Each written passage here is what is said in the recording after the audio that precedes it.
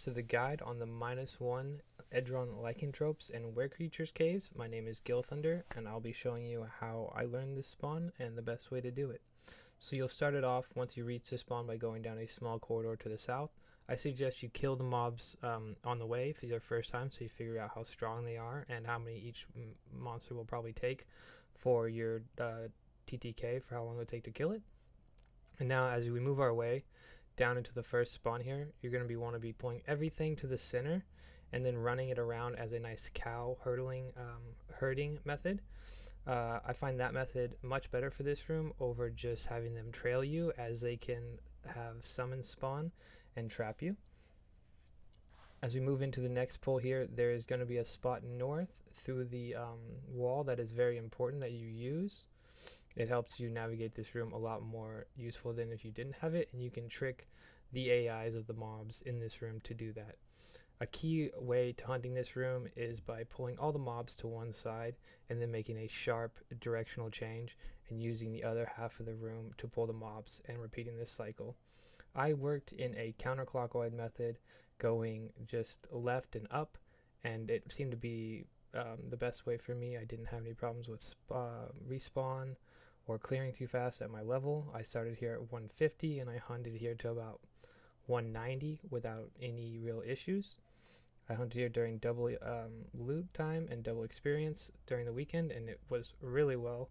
I made over 1 million gold in loot, and it was a great spot for the weekend. So I highly suggest it if you're going to be doing that. Now obviously supplies, what you're going to be wanting to do here is any type of fire damage, GFBs, and then for resistances we're going to be wanting using death resistance.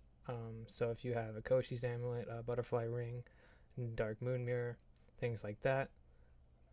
This bigger room here, you can either pull both sides of this room together. I like to do 2 smaller pulls so that you get more economy and value out of your GFPs, so you're not just pulling too much and kind of missing them. You can kind of get them in a nice tight circle here and get 5 or 6 per GFP. I think it works out a lot better. It doesn't really slow down your time that much. Some things that you'll want to be careful for the mobs here are the werebores. They move extremely fast compared to everything else here, and they can do quite a bit of damage. So you want to make sure those are always going to be on you, and that you can do a lot of preemptive healing and just heal as soon as you think a damage turn is going to come, because it can save your life. Some mob AIs that are very different in this spawn compared to others are the werefoxes. They kind of run away from you, but if you get really close to them, they'll just stand there and not run for a second. It's very odd, so you could get yourself stuck if you're kind of planning on them moving. So I suggest you corral them to the middle of the room, and then you keep them in the center and run and GFB them that way. And that'll probably be your best way to hunt the werefoxes. And they normally are the weakest, but since they're kind of like slippery and hang out to the sides and don't follow you, you end up getting a lot of those the last way to fight them here. There are some boss portals in here that you can do. You have to do the Grimville quest. It is pretty easy. I would suggest that you do it. I did it, and you have some chance at some decent loot, but really you gotta get really lucky, let's be honest, to get the foxtail. But that's about all you're going for. This here is the biggest room, and you'll want to kind of do a trail method of getting everything you can and killing the weaker stuff that kind of doesn't take as many GFPs, and then circle the rest here.